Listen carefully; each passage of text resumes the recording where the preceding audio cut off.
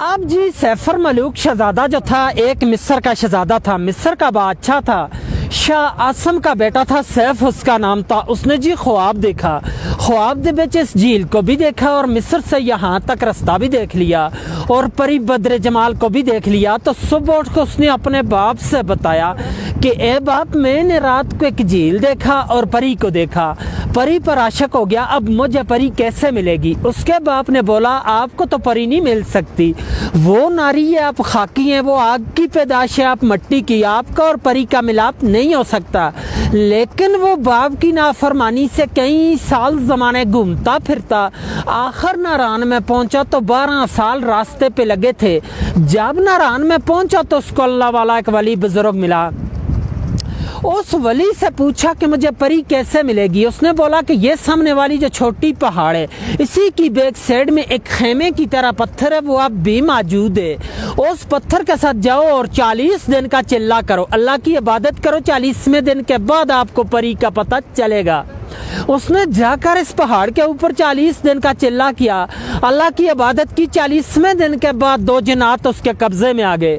ان جناتوں نے سلیمانی ٹوپی پہنائی تو جھیل کے کنارے پر لے آئے، وہ کسی کو نظر نہیں آتا، اس کو سب کچھ نظر آتا ہے کیونکہ اس نے سلیمانی ٹوپی پہنی ہے۔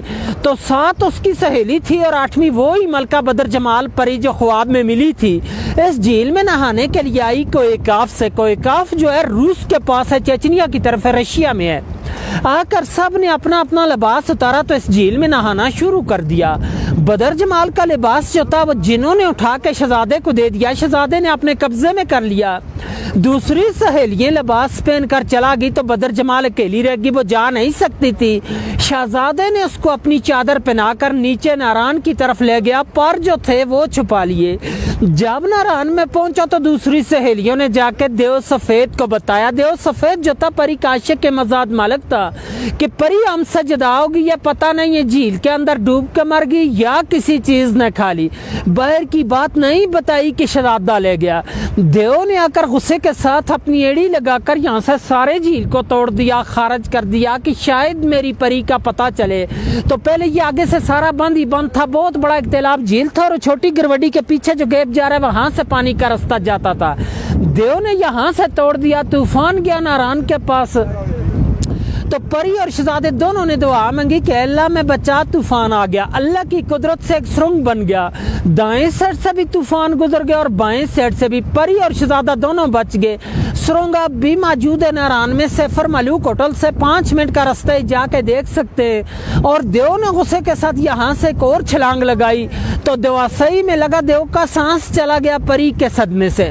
اسی سرنگ سے پری کو لے کر شہزادہ شیر مصر کو چلا گیا۔ شہزادے کا نام تھا جی سیف ملوک، تب کہتے ہیں کہ یہاں دونوں کی ملاقات ہوئی ہے، اس لیے اس جھیل کا نام مشہور کیتے سیفر ملوک جھیل، اور اس کی داستان بنی ہے۔ پھر اس کے اوپر لوگ آنے شروع ہوئے۔ اس وقت انسان کی آبادی یہاں پہ نہیں تھی، کو کافی پریستان تھا، پریوں کا دیس تھا، اور آپ اس وقت 10,500 کی ہائٹ پہ بیٹھے ہیں سطح سمندر سے، وہ سامنے ملکہ پربت ہے، اس کی 17,500 فٹ ہائٹ ہے، 7,000 یہاں سے اوپر ہے، لیکن آج دن تک اس پہاڑی کو کسی نے سر نہیں کر سکیا۔ اس کے اندر سونے کی معیشت ہے، پریاں عبادت کرتی ہیں، جو بندہ بھی جاتا ہے اس کو گرا دیتی ہیں۔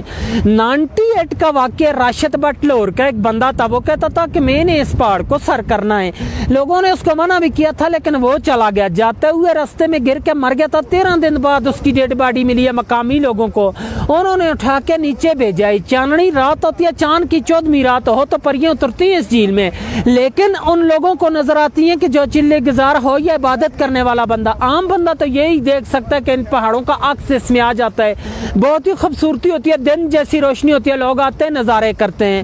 اور آج دن تک جھیل کی گہرائی کا اندازہ بھی کسی نے نہیں لے سکے۔ ایک انگریز آیا تھا، اس نے 5 من رسی لائی تھی، اس وقت گاڑیاں نہیں آتی تھی خچروں پہ، آگے 10 کلو کلوا بن کے اس کے درمیان میں کشتی کے تھرو ڈالتے رہے، رسی چلتے چلتے ختم ہو چکی لیکن اس کی گہرائی کا اندازہ نہیں کر سکیا۔